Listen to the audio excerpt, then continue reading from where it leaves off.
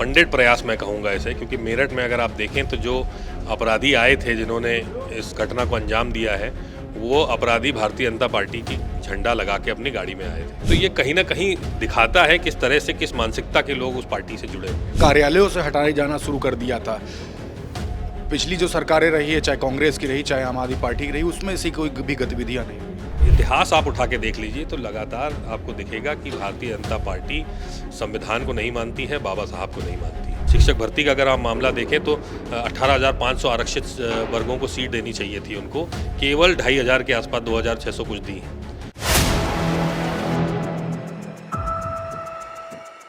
4 PM news network में आप सभी का स्वागत है। मैं हूं क्षितिज कांत।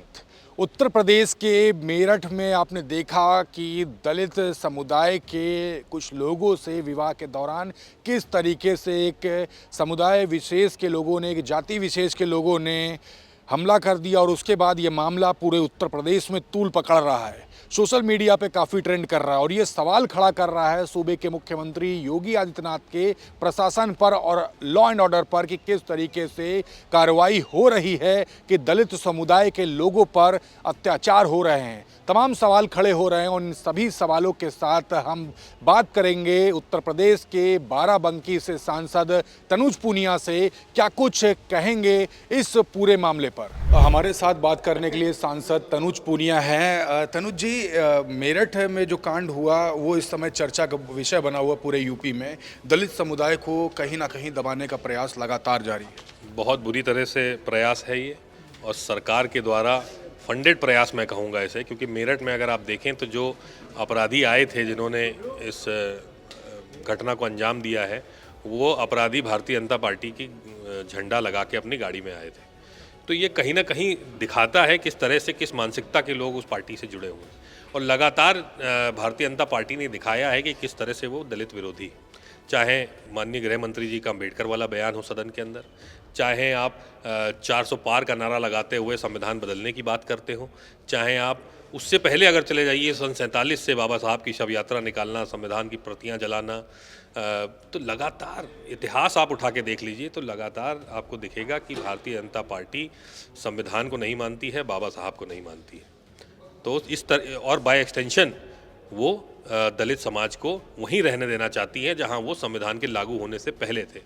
शिक्षक भर्ती का मामला मैंने अभी उठाया था। शिक्षक भर्ती का अगर आप मामला देखें तो 18,500 आरक्षित वर्गों को सीट देनी चाहिए थी उनको, केवल 2,500 के आसपास 2,600 कुछ दी हैं, और बाकी सारी अनारक्षित वर्गों से भर दी हैं। 15,000 के ऊपर 15,863 सीटें जो हैं वो आपने अनारक्षित वर्गों से भर दी। तो ये स्पष्ट दिखाता है कि आप अनुसूचित जाति के लोगों को, ओबीसी के लोगों को, अनुसूचित जनजाति के लोगों को नौकरी नहीं देना चाहते हैं, आप उनको अच्छी शिक्षा नहीं देना चाहते हैं, आप उनको वंचित वर्ग में ही हमेशा के लिए रखना चाहते हैं।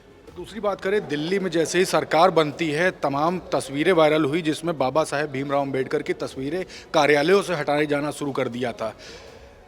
पिछली जो सरकारें रही है, चाहे कांग्रेस की रही चाहे आम आदमी पार्टी की रही, उसमें ऐसी कोई भी गतिविधियां नहीं हुई।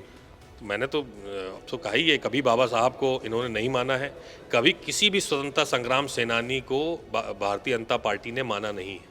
वो केवल उनको मानती है जो अंग्रेज़ों से माफ़ी मांगा करते थे, जो उनसे पेंशन लिया करते थे, उनको अपना हीरो मानती है।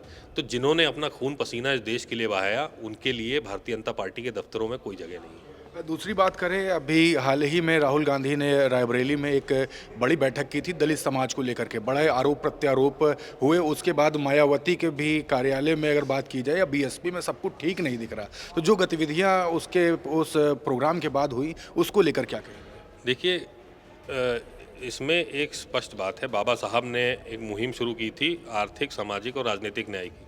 राजनीतिक न्याय तो उन्होंने संविधान के माध्यम से दे दिया, लेकिन आर्थिक और सामाजिक न्याय की लड़ाई लंबी थी, ये उन्होंने स्वयं कहा था, और उस लड़ाई को कई नेताओं ने आगे लड़ा।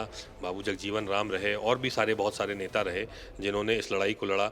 इसी में कांशीराम जी भी ने इस लड़ाई को लड़ा, लेकिन उसके बाद लड़ाई को लड़ने के लिए कोई आगे नहीं आया सिवाय हमारे नेता माननीय राहुल गांधी जी। आज उसकी बात करते हैं, चाहे जातिगत जनगणना की बात हो, चाहे वो आपके सामाजिक न्याय की बात हो, जो न्याय की बात वो करते हैं। तो वो कांशीराम जी का, बाबा साहब का जो मिशन था, उसको आज राहुल गांधी जी आगे लेके चल रहे हैं, और हम लोग सब उनके साथ मिल करके दलित समाज, वंचित समाज के लिए लड़ाई लड़ेंगे। एक आखिरी सवाल लेते हैं। बिजली के विभाग के निजीकरण को लेकर के लगातार बात चल रही है। ए.के. शर्मा कहते हैं कि किसी भी प्रकार से आरक्षण पर नुकसान नहीं होगा। एक लेटर जाता है मुख्यमंत्री योगी आदित्यनाथ के पास जिसमें 17 डायरेक्टर्स को नियुक्ति की बात होती है, उनके इंटरव्यूज़ की बात होती है, उसको स्थगित करा जाता है 6 तारीख को जो होना है। इस तरीके की बातें सामने आ रही हैं, तो कहीं ना कहीं आरक्षण पर ये कुठाराघात तो है ही। देखिए, आरक्षण मैंने आपसे बार बार मैं कह रहा हूँ कि संविधान को नहीं मानते। आरक्षण को मानते तो 18,500 आज आरक्षित वर्ग के लोगों को 69,000 शिक्षक भर्ती में जगह मिलती। अगर आरक्षण को मानते तो जो लेटरल एंट्री इतनी लार्ज स्केल पे हो रही है ये ना होती।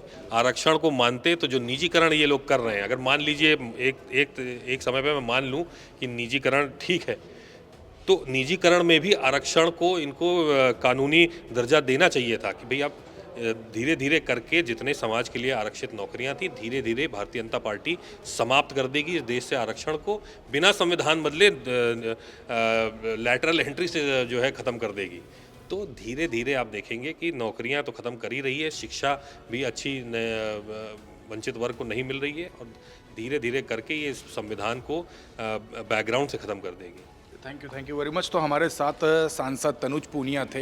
हम बात कर रहे थे, बड़ी बात ये कि जिस तरीके से दलित समुदाय को लेकर के तमाम ऐसी गतिविधियां जो उत्तर प्रदेश में दिख रही हैं वो कहीं ना कहीं सूबे के मुख्यमंत्री योगी आदित्यनाथ का जो कार्यकाल है उस पर तमाम सवाल खड़ी कर रही हैं।